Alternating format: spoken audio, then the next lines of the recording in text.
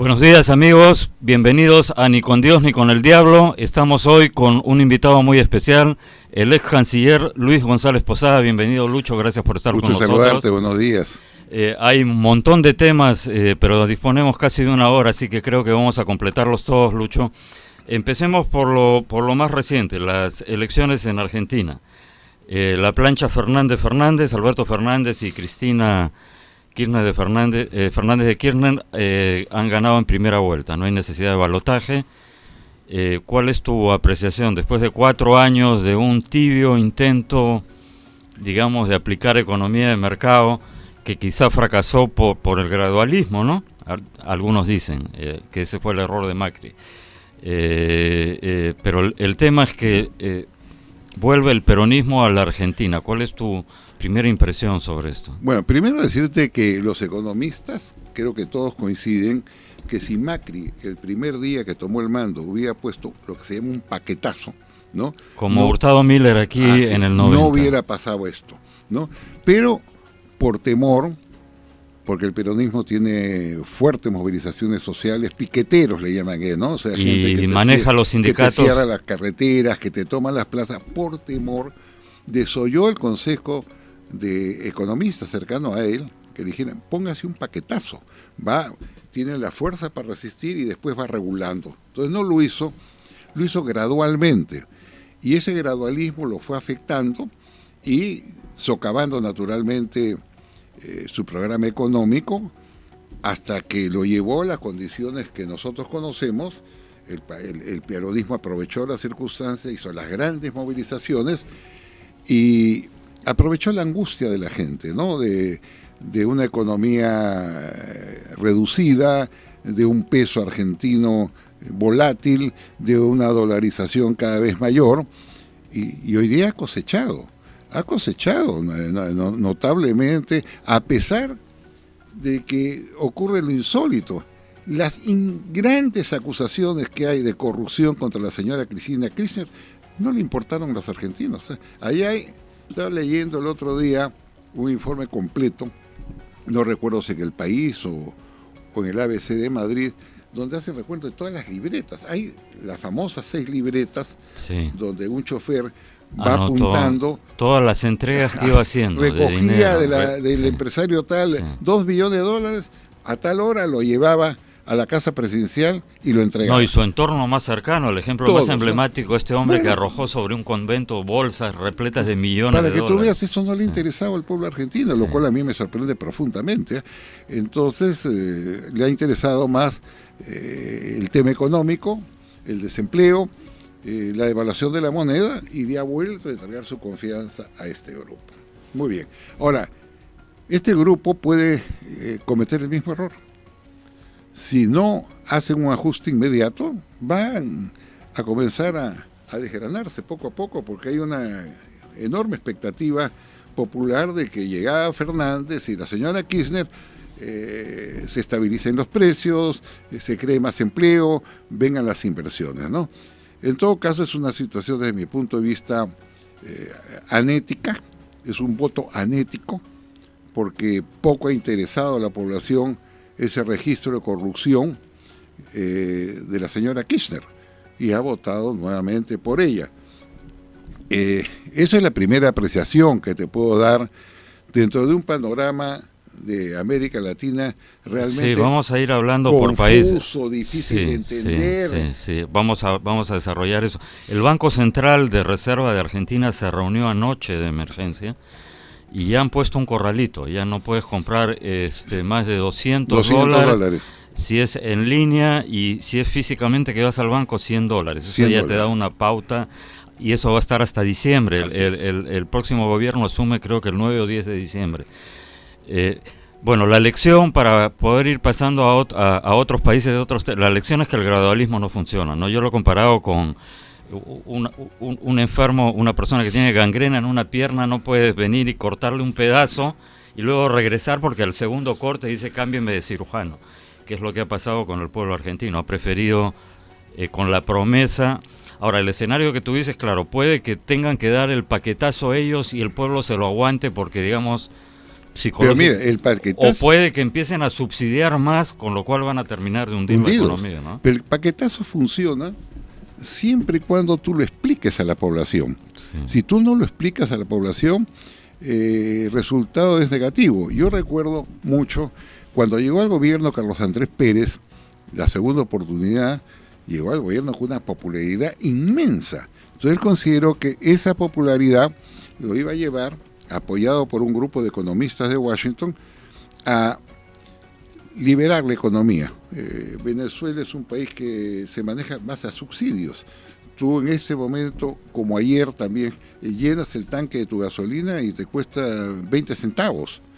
Está subsidiado el gas, está subsidiada los alimentos con el famoso sello de precio básico. Porque la mentalidad del venezolano es que de alguna manera esa es una forma de retribuir a la gente la riqueza petrolera que ellos tienen. Pero evidentemente todo esto ha frío un forado enorme y Carlos Andrés Pérez dijo muy bien, ha llegado el momento de comenzar a nivelarlos. Y acordaron un conjunto de medidas, entre ellas un pequeño aumento del precio de la gasolina, un pequeñísimo aumento. Bueno, se levantaron los pueblos, se produjo el Caracazo, docenas de muertos, conflicto social y el gobierno tuvo que replegarse completamente.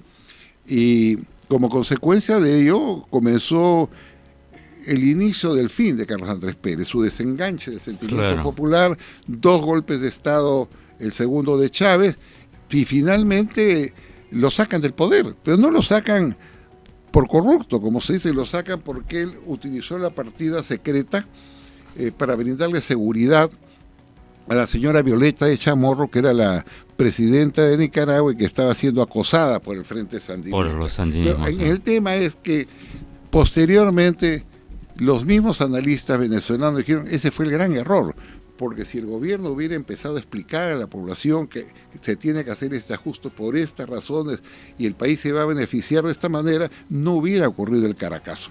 En todo caso, yo digo que cualquier medida que se tome tiene que ser muy bien explicada al pueblo, si no, eso no funciona. A ver, pensaba pasar de Argentina a Chile, Lucho, pero ya que has mencionado el tema de Carlos Andrés Pérez y lo que pasó con el combustible, creo que por una coherencia temática nos vamos mejor a Ecuador primero. A Ecuador. ¿No? El error, el presidente Lenín Moreno, en paralelo además que creo que ahí hay un tema también de percepción, justamente en el mismo espacio-tiempo en el cual llega a un acuerdo con el Fondo Monetario Internacional, se le ocurre tratar de sincerar los precios de los combustibles que en Ecuador están fuertemente subsidiados. De inmediato, la organización indígena ecuatoriana, que es muy poderosa ahí, y paradójicamente muchos de los que participaron en la protesta no iban a ser afectados, por lo menos directamente. Claro, cuando suben los combustibles,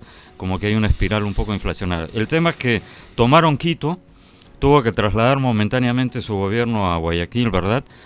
Y al final, después de haber dicho 48 horas, después de haber dicho que no iba a ceder ni un milímetro, tuvo que anular el decreto del alza de los combustibles. Ahí también hubo una falta de explicación, ¿tú crees? Sí, claro, porque quizás el presidente Moreno no midió, ¿no?, lo que iba a ocurrir. El aumento fue muy pequeño, entiendo, al diésel, ¿no?, buscando energía limpia, pero esto generó inmediatamente una protesta pequeña que se fue masificando y se trasladó en marchas multitudinarias hacia Quito. Quemaron el Palacio Legislativo de Quito, lo incendiaron. Claro, invadieron y luego... Y lo quemaron. Sí. El presidente tuvo que replegarse a Guayaquil y finalmente tuvo que decir, acá quedan 2 opciones, o disparo, y si disparo muere mucha gente, o cedo. Firmó el decreto y retrocedió, cedió. Entonces eso nos lleva a esa conclusión. Todos estos movimientos, y yo estamos hablando de Chile, estamos hablando de Ecuador, no es cierto que son impulsadas por el Foro de Sao Paulo, por el poder de Maduro, no es verdad, porque ninguno de estos países quiere retroceder a los tiempos de barbarie de una Venezuela decadente, con una economía en crisis y con 5 millones de personas que salen al exterior en busca de comidas y de alimentos. No es verdad. Ellos aprovechan eso para dar una imagen que viene el huracán bolivariano. Nadie quiere eso. Pero lo cierto es que en estos incidentes de Ecuador también se comprobó que los grupos de izquierda impulsaban. Una vez que se mueve la gente, ellos impulsan, porque son grupos muy organizados, llaman, conectan y utilizan las redes sociales. Y ocurrió en Ecuador lo que nadie tampoco pensó que ocurría, ¿no? El presidente tuvo que retroceder, recibió a los campesinos y todo volvió a la paz. Mira qué interesante. México. En México el gobierno también puso un impuesto a los combustibles, el presidente López Obrador. Bueno, se armó la de San Quintín, como se dice, ¿no? Y finalmente el gobierno tuvo que retroceder y anularlo. Entonces, eso te lleva a que hoy con las redes sociales, con los medios de comunicación, con la gente interconectada, hay que ser muy cuidadoso los pasos que des, porque de repente un pequeño paso te puede llevar a un desastre. Si no recuerda, también otro ejemplo, Francia. Claro, los chalecos amarillos. Lo mismo, sí. En Francia, en defensa de lo que llaman la ecología, el medio ambiente, también grabaron con un impuesto especial al diésel. Y eso afectó a una zona de Francia. Entonces, los que protestaron salieron un día con chalecos amarillos. Pero los chalecos amarillos de repente se convirtieron en un símbolo de protesta de toda Francia, y toda Francia se movilizó, unos por ese tema, otros porque los colegios eran muy caros, otros porque los hospitales no atendían adecuadamente, y se volvió una explosión social que no la pudo contener el presidente, que también tuvo que retroceder. Todos estos son ejemplos claros de lo que está sucediendo y que dan una señal de alerta. La señal de alerta es que hay que ser muy cuidadoso con los pasos que se dan, que la revolución de las comunicaciones, la existencia de estos sistemas donde todos estamos integrados, nos obligan a ser prudentes, serenos y evitar que ocurran casos como los que estamos viendo, que después ya no los puedes controlar y tienes que retroceder, y al retroceder se debilita la autoridad, y al debilitarse la autoridad, las fuerzas... Es interesante lo que dices, Lucho, porque a lo largo de la semana pasada han estado aquí unos invitados que lo veían más bien como todo esto como no producto de la casualidad, no producto de los problemas específicos internos de cada país, sino como producto, como producto de una conspiración internacional. Yo decía que siempre, digamos, la verdad está en algún lado del punto medio, ¿no? Porque en un extremo está eso, y en el otro extremo están los de izquierda, que dicen que todo esto demuestra el fracaso de la economía de mercado, ¿no es cierto? Digamos, son los dos extremos. O sea, ha empezado una revolución popular a escala latinoamericana que demuestra el fracaso del modelo, y del otro lado los que dicen no, todo esto es producto de rojos agitadores.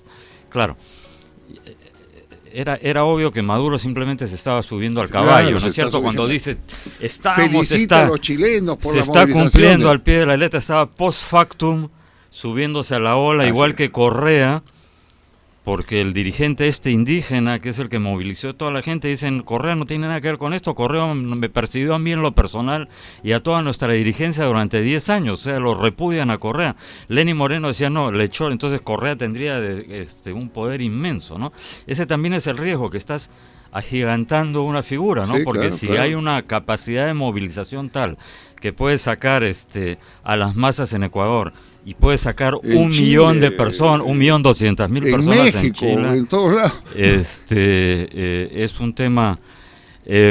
Es un tema complicado. Chile, a ver, vayamos. Pero déjame solamente completar lo que tú dices, ¿no? Hay que pensar con mucha serenidad.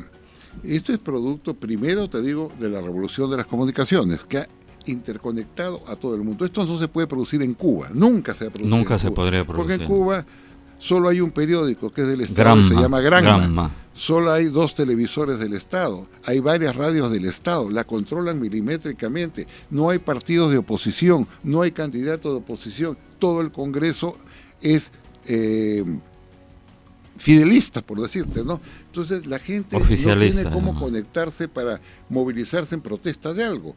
Esto ocurre en los países y ni siquiera donde hay libertades. Ni siquiera tienes internet suficiente para poder usar las redes sociales. Tiene los llamados, cual es deliberado, ¿no? Los llamados comités de la revolución, que están organizados barrio por barrio y que son comités de vigilancia, donde ven algo extraño, comunican a la policía y la policía los reprime. Entonces, esto no ocurre en esas sociedades.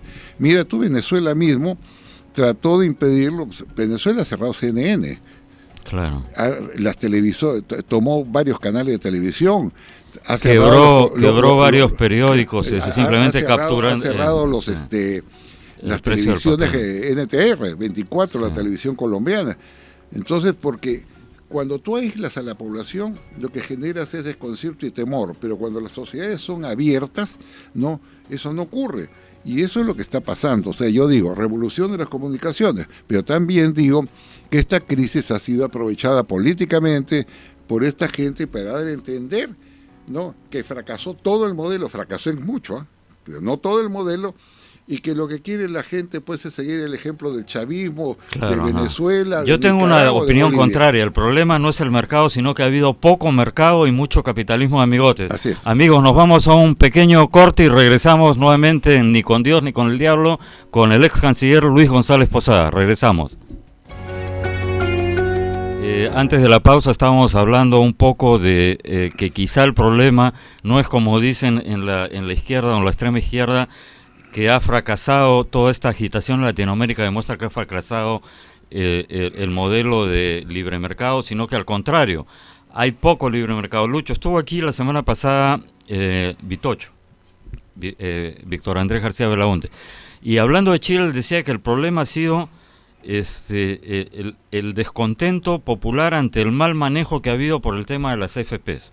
Agarraron un montón de fondos de distintos jubilados, de pescadores, de trabajadores de distintos rubios, lo metieron en las AFPs, había un crédito muy barato, esto lo aprovechaba un segmento, con eso incluso pudieron migrar, trasladar capitales a países como el Perú, grandes corporaciones, y la gente de a pie estaba frita. Entonces, yo te confieso, cuando vi los primeros 2 días de las manifestaciones con estas quemas simultáneas de varias estaciones del metro y todo lo demás, como que me pareció que tenía sentido la tesis conspiracionista. Pero luego, cuando salió 1.200.000 personas de todas las edades y evidentemente de todos los estratos sociales a llenar las calles de Santiago de una manera además absolutamente pacífica, como que la percepción un poco cambió. Entonces quizá haya pues bolsones de descontento que son aprovechados por la extrema izquierda, pero si vamos a decir que el chavismo es capaz de movilizar 1.200.000 personas de manera absolutamente pacífica por varias horas en la capital chilena, entonces estamos fritos, ¿no? Bueno, evidentemente, ¿no? Yo no discuto que, por ejemplo, en esta crisis hemos visto cómo han incendiado el metro. Yo no creo que a ningún ciudadano chileno no se le ocurre quemar no solo las estaciones, sino los vagones que los sirven. Uh-huh. Ahí ha habido evidentemente grupos infiltrados extremistas que aprovechan esas circunstancias para generar la violencia o la agresión a las personas y la destrucción de las propiedades. Ese es un hecho concreto. Ahora, si tú hace 10 días preguntaras a alguien sobre Chile, nadie, no hay un analista político, no hay un mago, no hay nadie que se imaginó que esto iba a ocurrir en un país como Chile, que tiene la más alta tasa de crecimiento de América Latina, con 4%, tiene una pobreza que es de 10% de pobreza, que es la mitad de la pobreza que hay en el Perú. Acá tenemos 20 o 21%, que tienes exportaciones muy fuertes. Ellos tienen 76 o 77 mil millones de dólares de exportaciones, acá tenemos 48 mil millones de dólares, y que tienen los más amplios servicios sociales. Eso nadie se le ocurrió. Y una educación de calidad, además, ¿no? ¿Ah? Y una educación de calidad. Claro, pero yo creo que se acumularon muchos factores. Por ejemplo, la gente protestaba por los altos cobros de los colegios privados, que era un abuso y que el Estado no podía basarse en que vive en una economía liberal para impedir esos abusos contra las familias ricas, Acá en el Perú hay colegios que te cobran $2.000 mensuales. Y yo he escuchado a los padres de familia protestar y sentirse que no están amparados.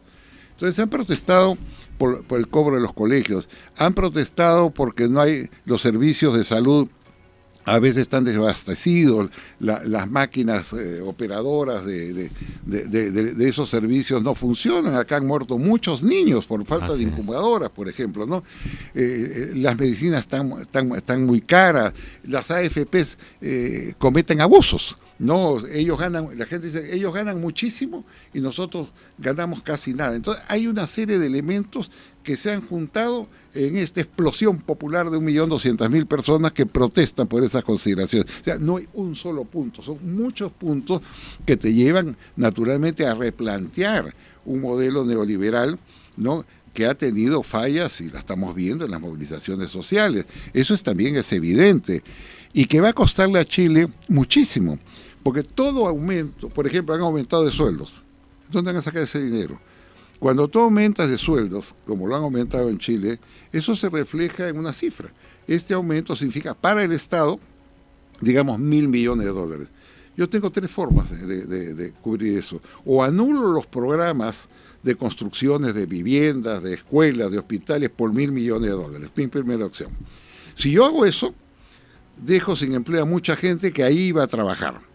La segunda opción que yo tengo es apelar a la maquinita famosa, que eso no agarra a nadie, pues es una inflación catastrófica para Chile. Y la tercera opción que tengo es pedir un crédito internacional, que me lo dan y que lo tengo que pagar, porque son créditos, digamos, de no retorno, pues los créditos son buenos cuando se reflejan en las inversiones, en el desarrollo. Claro, son créditos duros, digamos. Todo eso lo van a tener que pagar. Cuando se habla, por ejemplo, vamos a rebajar el precio de las medicinas, ¿cómo lo rebajas? Con aranceles, pues. Usted dice, oiga, vamos a reducir un tanto por ciento de los aranceles a la importación de medicina. Muy bien, lo reduces. Entonces el fisco te dice, señor, esta reducción significa al año que las empresas farmacéuticas no van a dejar de pagar tanto. Entonces tenemos menos ese dinero en el tesoro público. Y al tener ese dinero menos en el tesoro público, vamos a hacer menos obra. Todo está concatenado. Yo creo que Chile entra a un laberinto que ellos mismos no van a saber cómo salir, porque además las expectativas no se van a disolver. No. Esto no lo resuelve una asamblea constituyente. Y la gente está empoderada. Empoderada. Que yo ayer escuchaba aumentos de sueldo. Bueno, tú aumentas el sector público y ya lo hemos explicado. Entonces van a presionar por el aumento del sector privado.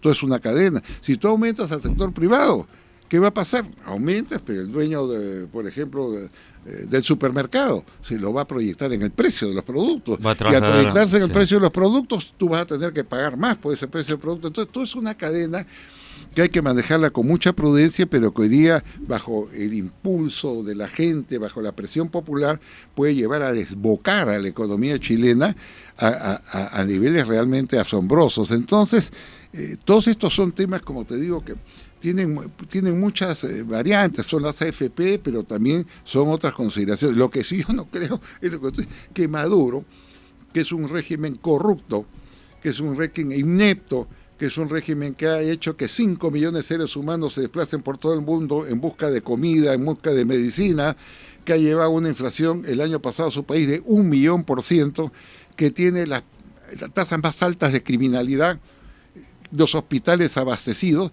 sea un ejemplo a seguir y que Maduro diga una palabra y 1.200.000 o 2 millones de chilenos lo sigan y también los ecuatorianos, no es verdad. Eso no es verdad. Que ellos se estimulan, sí.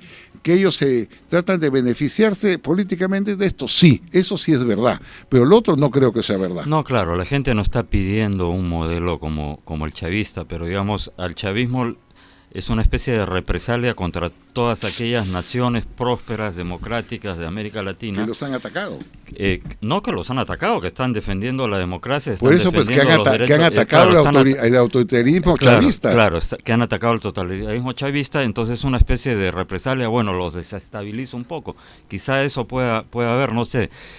Maduro salió en Ecuador, aplaudiendo lo que ha pasado en Ecuador y en Chile. Claro, en Ecuador, pero lo que pasa es que en este tema de las redes también a veces el 90% de las hay que tener mucho cuidado y tomarlo con pinzas. Por ejemplo, hasta ahora no está comprobado que sea verdad Parece que ha sido fake news esos supuestos agentes chavistas capturados en Ecuador. Ahora, hoy veía en la mañana una publicación cuyo titular era muy atractivo, de una publicación chilena respecto a la injerencia de agitadores extranjeros en la quema de los vagones del metro, pero luego cuando lees con calma la información, habría, fuentes dicen, o sea, no hay nada. Entonces hay que tener cuidado con las eso, noticias. Mira, eso que sacaron, también, por ¿no? ejemplo, que tuvo fuerte propagación, un grupo de habían sido personas detenidas. Habían sido detenidas en Venezuela por otro tema, pero las colocan así. Entonces, serenidad, ahora, prudencia. Hablando un poco, o regresando un poco al comentario que hiciste al inicio, Lucho, de que hay que saber explicar las cosas, Chile, lo que hizo Piñera y los funcionarios de Piñera en las horas iniciales es el manual de lo que no hay que hacer cuando se te presenta una crisis, ¿no es cierto? Piñera se fue la primera noche, cuando ya estaba empezando a arder Santiago, a cenar a uno de los restaurantes más exclusivos de la capital por el cumpleaños de su nieto. Sale un ministro, un funcionario, a decir, bueno, levántese más temprano, pues, a los que se quejaban por el aumento, y luego eso de que estamos en guerra y el desmentido del propio jefe militar encargado, yo no estoy en guerra con nadie, yo estoy feliz, para luego pedir perdón, o sea, un mal manejo son político errores producto terrible, ¿no? De una especie de pánico, ¿no? Y de también no medir la sensibilidad de la gente, porque si la gente dice, estamos en esta situación dramática, alguien pasa y le toma una foto al presidente en un restaurante comiendo, y eso mortifica a la población. Lo del ejército fue un error, teniendo en cuenta son errores que se cometen, pero que se entienden dentro de, yo creo que... Claro, se entiende desde el punto de vista de tratar de preservar el orden público, pero por otro lado, teniendo en cuenta el antecedente de la historia chilena, que es lo que muchos dijeron en la manifestación, lo consideraron una afrenta después de lo que pasó, sacar al ejército a las calles. Chile, ¿no? decía presidente Piñera, Chile es un oasis, Chile es un país seguro, con enormes niveles de crecimiento. Entonces ocurre esto, yo me imagino, es como lanzarle un balde de agua helada en la cara, y lo dejaste al presidente y a su gobierno petrificados. Ahora van a cambiar de gabinete. Sí. Yo no sé si eso dar resultado, porque si eso no da resultado, es decir, si cambian de gabinete y continúan las marchas, en ese caso va a tener que convocar elecciones, porque ya se agotó, digamos, el último resorte de control de un gobierno. Entonces, convoca un nuevo gabinete, jura un nuevo gabinete, pero me pregunto, ¿y qué pasa al día siguiente? Dicen, no queremos eso, queremos elecciones. Ahí ya no hay otro camino que retroceder, porque no se puede reprimir y finalmente podrá decir, muy bien, elijan ustedes a quien quieran. Chao, terminó esto. Entonces estamos en un clima confuso. Hemos visto, por ejemplo, al presidente de México, lo ponía como ejemplo en un primer caso, el famoso cobro de la gasolina y el gas, ¿no? Que quiso ponerle de tapones, no pudo. Pero también en otro tema que es muy delicado, el narco. Sí. Lo que ocurrió en Culiacán, lo que ocurrió en Culiacán, amigos, les explico brevemente. Capturaron al Chapito, a uno de los hijos del Chapo Guzmán, que actualmente cumple cadena perpetua en Estados Unidos, en Culiacán, en el estado de Sinaloa, que está dominado por el cártel del Chapo, o los descendientes del Chapo. De inmediato empezaron a llegar ómnibus y camiones de cientos de hombres armados hasta los dientes, sicarios del narcotráfico. Se enfrentaron en combate abierto con las fuerzas de la policía y del ejército mexicano, los hicieron retroceder, incendiaron propiedad pública y privada, ametrallaron ómnibus, el ejército y la policía tuvo que retroceder, y el gobierno ordenó que liberen al Chapito. Lo liberaron, o sea, fue una claudicación ante el narcotráfico clamorosa. Es una claudicación porque lo tenían capturado y los narcos dijeron, ¿seguimos y tomamos la ciudad o lo liberan? Esto le consultan al presidente. Y tomaron de rehenes además militares. Militares, sí. Dice, muy bien. Liberen al narcotraficante. Eso significa una pérdida de autoridad muy grande. O sea, no solamente es la parte económica, que quizá la gente no conoce bien, pero hubieron problemas con la gasolina, con el gas, que te acuerdas rompían las tuberías, y el gobierno tuvo que retroceder en muchas medidas, sino también es un tema como seguridad, y es en otros temas que se está debilitando México, como por ejemplo que el presidente no le gustaba el nuevo aeropuerto y simplemente suspendió una inversión de varios cientos de millones de dólares. En todo caso, yo veo que hay un retroceso de la autoridad, que hay un gran impulso de las movilizaciones, por razones diferentes, pero hay un gran impulso de las movilizaciones, y que hoy día los gobiernos se tienen que movilizar con mucha serenidad, con prudencia en sus políticas económicas y sociales, sin confrontar, sin crear odios, ejercer venganzas, porque eso llega un momento que te cobra. Tú puedes hoy día destruir a un sector político, puedes destruir a un ciudadano.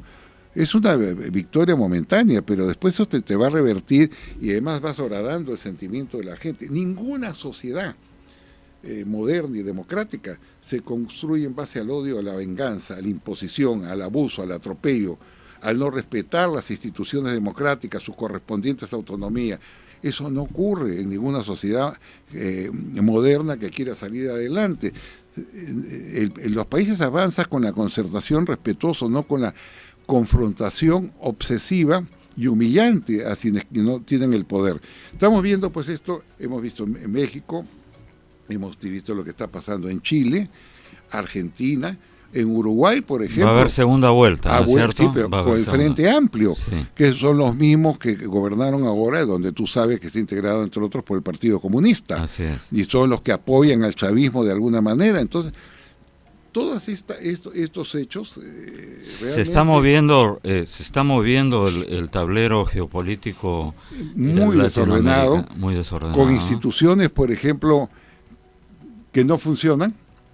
Yo hablo de Naciones Unidas, hablo de la Organización de Estados Americanos, y en su momento conversaremos seguramente de esos temas, tomando como ejemplo los casos de Bolivia y los casos de Venezuela, ¿no? que son temas absolutamente graves y dramáticos. Sin duda. De la inoperatividad de los organismos internacionales como los que estoy señalando. A ver, empecemos con Bolivia antes de ir a un último corte, o por lo menos planteo la pregunta, Lucho. Evo Morales está pidiendo o aceptando, no sé si es simplemente un saludo a la bandera o una forma de ganar tiempo, se está mostrando partidario o aceptando una auditoría de la OEA sobre el conteo de elecciones. Estuvo aquí hace 10 días más o menos Javier González Olaechea, que ha sido funcionario durante mucho tiempo de OEA y de Naciones Unidas y ha encabezado varias misiones electorales, y todavía no se habían producido las elecciones en Bolivia, pero uno de sus comentarios fue: si hay un apagón, me dice, si tú ves que en medio del conteo hay un apagón, eso es indudablemente un indicio de fraude. Y lo recordé porque efectivamente pues empieza el conteo, había una diferencia amplia y de repente hay un apagón, y Evo Morales termina prácticamente ganando en primera vuelta. ¿Tú dices que ahí ha habido una inoperancia de los organismos internacionales, Lucho? Uri, el apagón se produjo antes, y voy a explicar por qué. Evo Morales no debió ser candidato.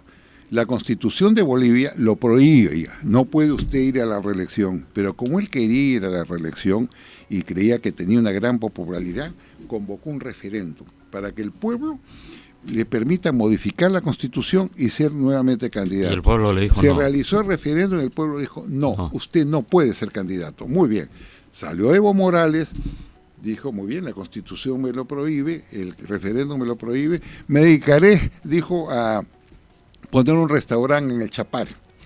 Voy a poner un restaurante, y también el restaurante, dijo en broma, tendrá como atractivo tomarse la foto con el expresidente. Todo eso transcurría normal.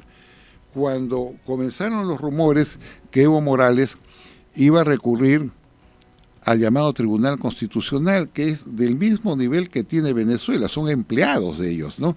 Entonces el Tribunal Constitucional es un hecho sin precedentes en la historia universal, emitió una resolución diciendo que sí puede ser candidato. Porque estaban afectando sus derechos humanos. Porque si no violan sus derechos humanos, sí. De acuerdo a lo que dice la Carta de la Organización de Estados Americanos. Entonces ¿qué hizo la Organización de Estados Americanos? Y acá viene la trampa. Señor Almagro tomó esa decisión y la envió al Tribunal de Venecia, que como tú sabes está conformado por los expertos en derecho constitucional, abogados todos ellos de prestigio que son asesores del Consejo de Europa. La Comisión de Venecia estudió el caso y emitió un informe contundente, señalando que este tema no tiene absolutamente nada que ver con los derechos humanos y que más bien en la no reelección permanente se sustentaba el sistema democrático. Claro. Tercera etapa, llegó ese informe Almagro, lo recibió Almagro, lo leyó y dijo, efectivamente, no, acá no hay violación a los derechos humanos, no puede postular. Todo tranquilo. Hasta que en el mes de marzo, abril, comenzó a llegar el rumor de que había tenido un entendimiento Almagro con Evo Morales para darle el pase a que pueda postular. Yo no lo creí realmente, pero mira tú las páginas, llegó sorpresivamente en el avión presidencial Almagro a Bolivia, fue recibido con clarinetes, con tambores, con pica pica, con aplausos, se abrazó con Evo Morales y ante la sorpresa internacional declaró, hizo que le preguntaran, sí puede postular porque violarían sus derechos humanos. Es decir, Almagro contra Almagro, pero no solamente descalificó él mismo su declaración, sino que descalificó el informe de la Comisión de Venecia. Lo cual es un precedente gravísimo. Lucho, nos vamos a un pequeño corte, regresamos amigos en Ni con Dios ni con el Diablo, seguimos hablando de Bolivia y luego el resto del bloque sobre Venezuela. Gracias.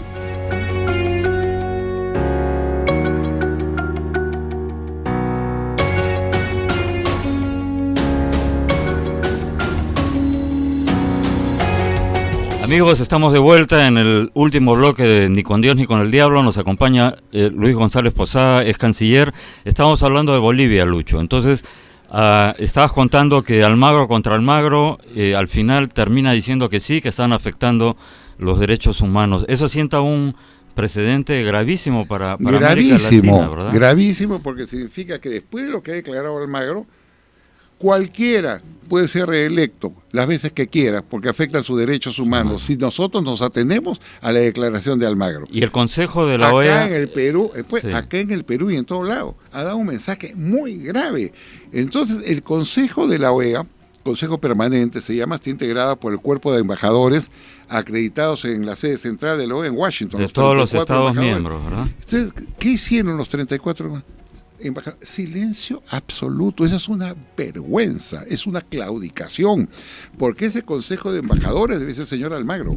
Usted primero no puede hablar a nombre de la OEA. La OEA está representada por su consejo permanente, que es el que te señala, o por su asamblea, que está conformada por los cancilleres. Ni uno ni otro se ha pronunciado. Pero el consejo permanente, en esta diplomacia lerda, negligente, se quedó callada, no dijo una palabra. Y entonces el proceso comenzó a avanzar, a pesar de la protesta, de las quejas de los bolivianos, de toda la oposición. Entonces yo quiero decirle acá, lo que ha hecho Almagro es extremadamente grave, porque le ha dado curso, le ha dado visto bueno a que en cualquier país de América, con el razonamiento que hizo con Bolivia, la reelección pueda ser permitida en forma permanente. Y ahí decía yo, por eso, una responsabilidad tanto del secretario general como de su consejo permanente. Y eso me lleva a un tema que brevemente, ¿no? Los organismos internacionales están en una decadencia absoluta. Mira, ¿cómo es posible que la alta comisionada de las Naciones Unidas, la señora Bachelet, la expresidenta de Chile, viajara a Venezuela e emitiera un informe contundente, ¿no? Donde, entre otras cosas, señalaba que hay 6.700 desapariciones forzadas, muertes, torturados, presos políticos. Señalaba también que la gente tiene hambre, que hay desabastecimiento, y ella indicaba que hay 4 millones, no sé, 100.000 personas que habían escapado del país, que se violentaban todos los derechos humanos. ¿Cómo es posible que esas Naciones Unidas que se expresaron a través de la alta comisionada en un reporte que tuvo enorme impacto internacional? Nombren a Venezuela como miembro del Consejo de Derechos Humanos, es una afrenta a los derechos humanos.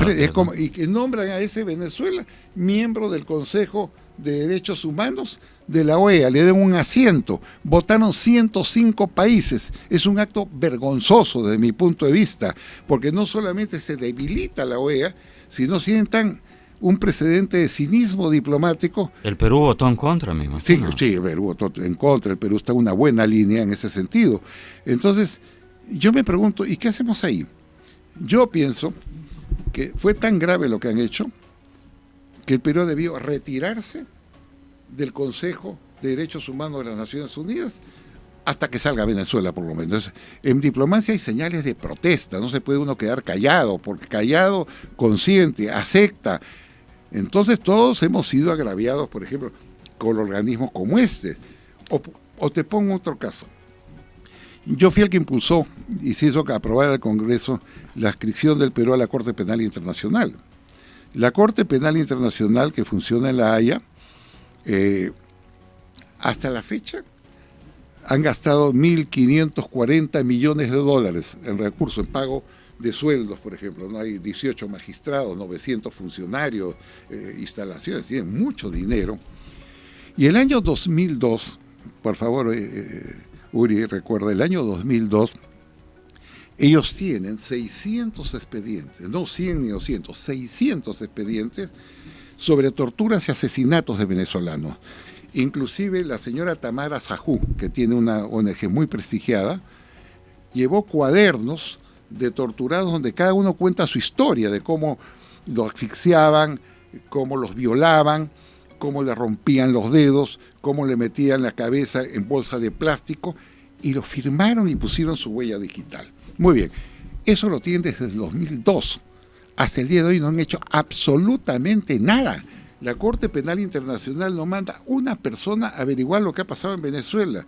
Y añado, ante esta pasividad e inercia, el Perú, me parece muy bien, Argentina, Brasil, han presentado Chile, una denuncia Estados Unidos, contra Maduro, ¿cierto? Se convirtieron en parte, es decir, nosotros presentamos la denuncia. Esto hace un año. ¿Sabes qué ha hecho la Corte? Nada. No manda una sola persona. Entonces yo digo, ¿qué hacemos en esa Corte?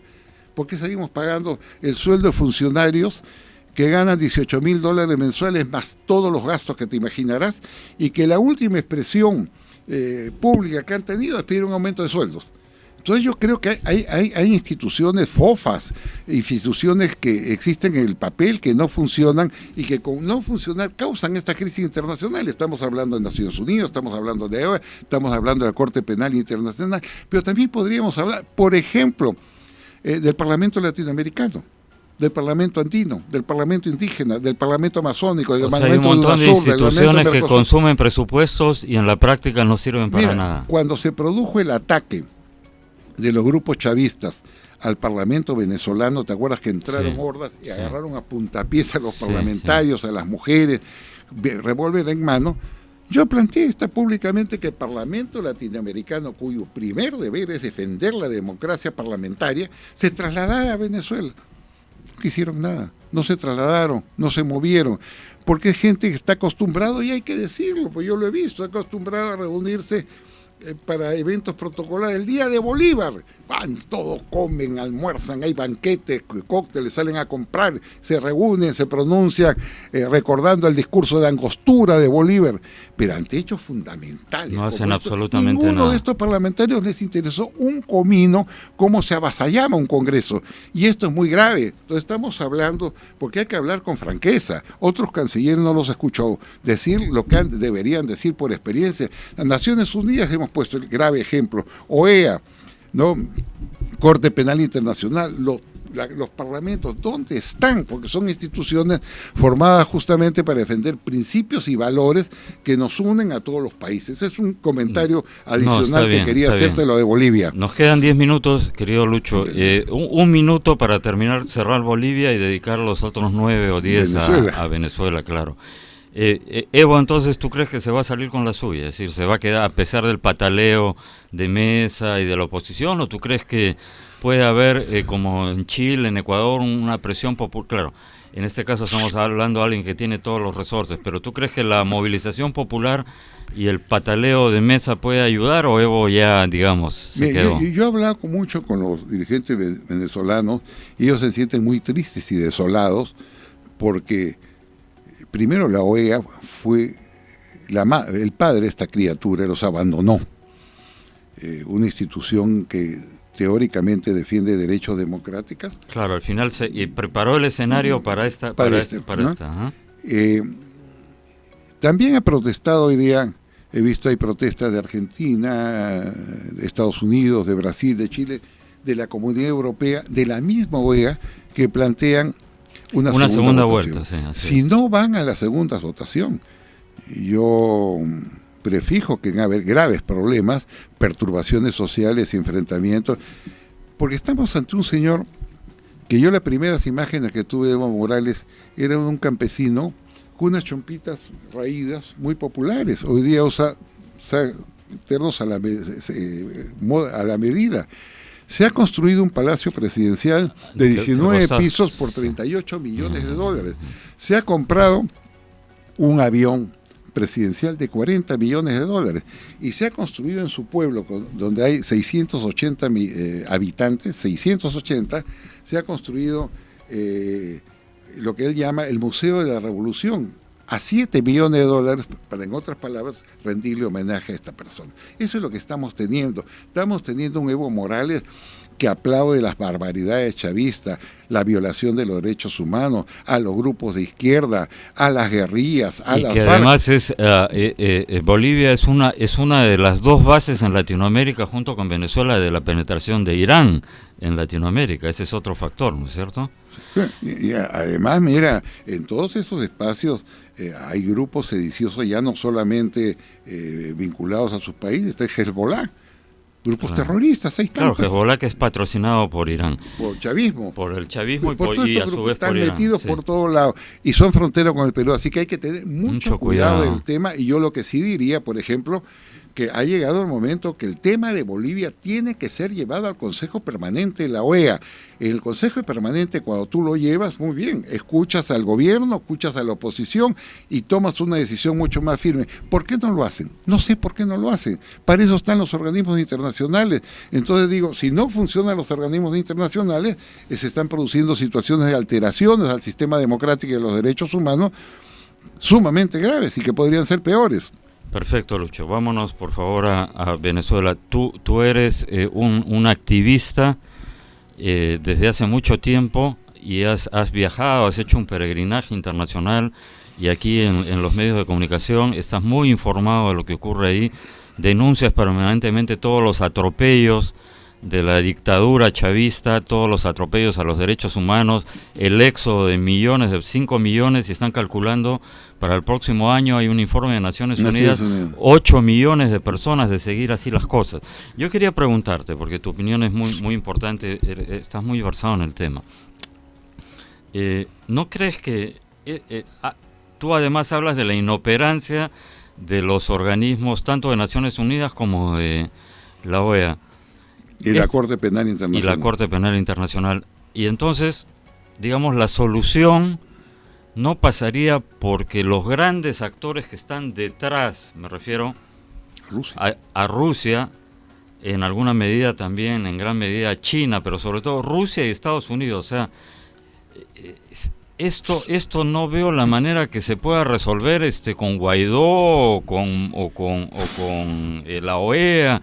Es decir, aquí lo que habría que hacer es, no sé, que se sienten Putin, Trump y Xi y lleguen a un acuerdo. Mira, ¿sabes qué? Guaidó o el presidente que resulte elegido va a respetar todas las cuantiosas inversiones rusas y chinas en Venezuela, pero ustedes tienen que hablar con Maduro y hacerle saber que ya no va a tener apoyo y que se tiene que ir con su familia y con Diosdado, porque ahí también ya hay un tema de supervivencia, ya no política, sino física. Es decir, en ese momento Maduro tiene temor de acabar como Benito Mussolini y Clara Petacho, como Ceausescu, o sea, o como Gaddafi, simplemente colgado de un poste, ¿no es cierto?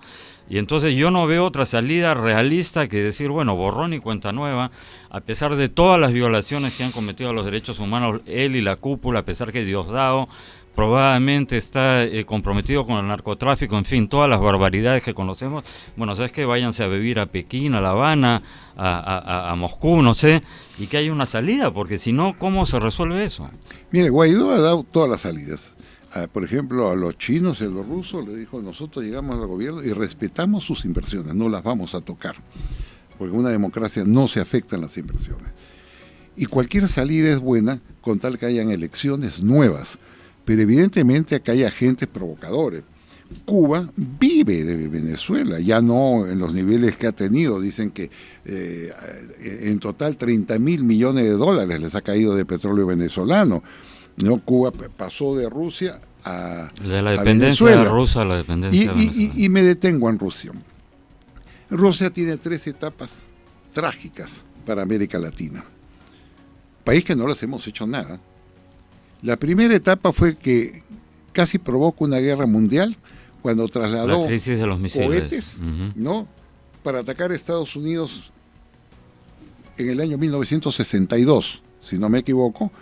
Descubrieron los satélites americanos, plataformas de cohetes dirigidas a Estados Unidos, y casi se produce una guerra y tuvieron que el mundo estuvo al borde de la guerra nuclear. Sí. Yo digo, ¿con qué derecho Rusia estuvo a punto de provocar una guerra en nuestro territorio? Y nadie le dijo nada. Muy bien. De ahí pasaron una segunda parte. Financiaron las guerras de guerrillas de Cuba. Y las guerras de guerrillas de Cuba se desplazaron por toda América Latina, incluyendo al Perú, a Cuba me refiero. Financiaron a Cuba para desplajar la guerra de guerrilla, murió mucha gente, se causó muchas heridas, mucha destrucción material. Ese fue el segundo hecho grave que comete Rusia con nosotros. Y el tercer hecho lo estamos viendo ahora: apoyar a una dictadura corrupta y genocida, desplegar aviones para atemorizar a la gente, comprometerse políticamente con Maduro. ¿Y qué hacemos nosotros con Rusia? ¿Nosotros hacemos algo con Rusia? ¿Sabes qué hacemos? Seguimos comprando el armamento, que es el gran negocio de Rusia. Rusia solamente a Venezuela ha vendido en total 12.500 millones de dólares de armas, según la declaración del director ejecutivo de Rosoboronexport, que es la empresa exportadora de armamento. Pero también venden acá al Perú, helicópteros a todos los lados. ¿Con qué derecho Rusia incendia las praderas en América Latina, provoca esta violencia? ¿Dónde están nuestros cancilleres, por ejemplo, del Grupo de Lima, para no hacerle llegar una nota a Rusia que eso es una intervención, pidiendo que retiren las manos de América Latina, de un país donde hay mucha muerte, muchos heridos, mucha destrucción, y donde su desgracia está desplazándose a todo el continente? Acá tenemos cerca de 1 millón de personas, de venezolanos, que han venido al Perú, y también en Chile está ocurriendo lo mismo, en Ecuador, en Colombia, en fin. ¿Por qué nos quedamos callados? ¿Por qué permitimos la ofensiva rusa, esta tercera gran ofensiva, en países que siempre han tenido con ellos respeto, cordialidad, afecto, y que no hay ninguna razón para que nos quedemos callados frente a hechos de esta naturaleza? Yo lo que digo, en consecuencia, que quizás todos estos temas deben ser debatidos en el Consejo de Seguridad. Sí, en el Consejo, no, primero en el Consejo Permanente de la OEA, pero también en el Consejo de Seguridad. Decir, señor, ustedes no se metan en América Latina, no se metan a apoyar esta dictadura que tiene tal cantidad de muertos, porque aparte el informe, mira, de la señora Bachelet, del Alta Comisionada de Naciones Unidas, está un informe de 400 páginas de los expertos de la OEA, que señalaron exactamente lo mismo. Están los informes de la Comisión Europea, están los informes de todas, sin excepción, las ONGs internacionales. Entonces, ¿cómo quedarnos callados ante una Rusia que feliz, ¿no?, apoya a ese gobierno, manda sus buques o sus aviones de combate, decir, oye, si se meten con ellos, se meten conmigo. ¿Por qué tenemos que tolerar? ¿Por qué tenemos que ser pasivos como diplomacia latinoamericana y no arrostrar directamente lo que es un legítimo derecho de los países latinoamericanos de preservar la paz, la democracia y que se respeten los derechos humanos? Hablando desde un punto de vista de realpolitik, a ver, Guaidó no tiene el mismo peso que Trump, eso es evidente. Entonces, que Guaidó le haya prometido a Putin, mira, voy a cuidar tus inversiones y allí, ¿no crees, te repito la pregunta, que el que debería entrar a tallar ahí es Estados Unidos? El gobierno de Trump ya ha tomado sanciones contra Cuba por apoyar a Venezuela, digamos, es una forma de presionar para que saque las manos de Venezuela. Y también a Venezuela, ha tomado sanciones contra Venezuela. Claro, pero digamos, ¿tú ves otra salida? O sea, que Trump se siente con Putin y que lleguen a algún tipo de negociación, es decir, no sé, ¿cómo que ya se nos va el tiempo, Lucho, pero tú ves luz al final del túnel o las cosas, o un poco ya la gente se está acostumbrando a que bueno, así es Venezuela, pues, ¿no? Que es lo peor que puede haber, ¿no es cierto? Veo oscuridad en el túnel. Ves oscuridad. Veo oscuridad en el túnel y ojalá haya una luz porque Venezuela no se merece esto. Bueno, ningún país. Ningún país se merece lo que está pasando, ¿no? Entonces, y debe haber una diplomacia mucho más activa, con iniciativas propias, con declaraciones más intensas, más fuertes, para defender un sistema que nos compromete a todos por igual, ¿no? Y en ese sentido sí yo debo destacar que el Perú está en una buena línea, mantiene una línea correcta en su política exterior, que ojalá continúe y se identifique con pedidos como estos, ¿no? Retirémonos del Consejo del Consejo de Derechos Humanos de la OEA. Hasta que no lo saquen de Venezuela. Ya se retiró, creo que Estados Unidos y varios países están retirados, o sea que no es ninguna novedad. Probablemente lo de Estados Unidos funciona porque es el que aporta más, ¿no? Entonces ahí... aporta más. Entonces, ¿qué ganamos de...? A ver, imagínate, ¿qué ganos tenía estar sentado con el venezolano? Se ría carcajada de mí, porque entre otras cosas Maduro ha dicho... La votación a nosotros es una consagración, claro, y ha sido un desmentido al informe de la señora Bachelet. ¿Cómo podemos permitir eso? Sí, es una bipolaridad total. Bueno, Luis González Posada, ex canciller, agradecemos mucho tu presencia, Lucho, gracias, y habrá oportunidades de seguir conversando. Amigos, esto ha sido todo por hoy en Ni con Dios ni con el Diablo. Gracias por vuestra sintonía. Hasta luego.